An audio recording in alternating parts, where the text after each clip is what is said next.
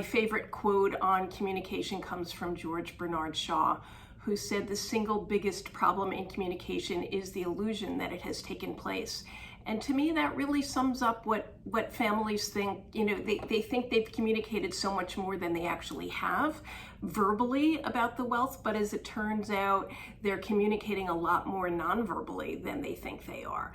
And look, you know, it's scary to have the money talk with your kids. I get that. I often say that the money talk is even scarier for parents than the dreaded birds and bees talk with your kids.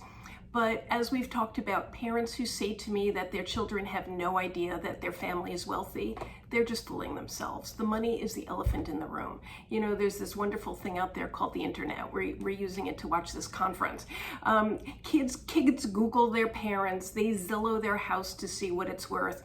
They see how you live, they see how you travel. You talked about a swimming pool and a basketball court or a tennis court or whatnot, whatever indicia of wealth your children see in your home that maybe they don't see in their playmates' homes, even when they're young. They see how you travel. Do you travel private? Do you travel in the front of the plane?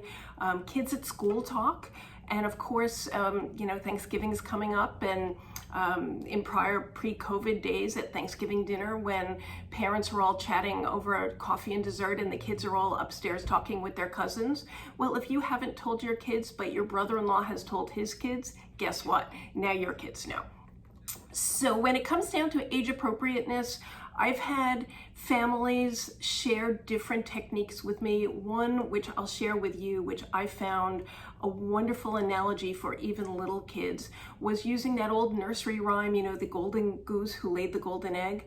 Well, this was a case of inherited wealth, and the mother of these little kids, who was actually the inheritor, used the analogy of this golden egg as this nest egg that she inherited from her parents and grandparents, and she saw it as her job to steward that egg, to take care of it, to nurture it, hopefully to grow it and not break that golden egg open, so that she would begin to teach her children the concept of stewardship and the concept that while our family is more fortunate than others, it's our job to steward that wealth.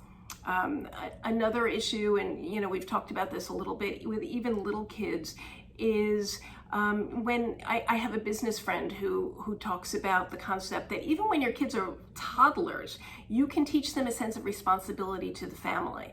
So what he says is, you know, when they have their little sippy cup, instead of just throwing it on the floor when they're done, they need to bring it over to the sink, because that's what we do in our family.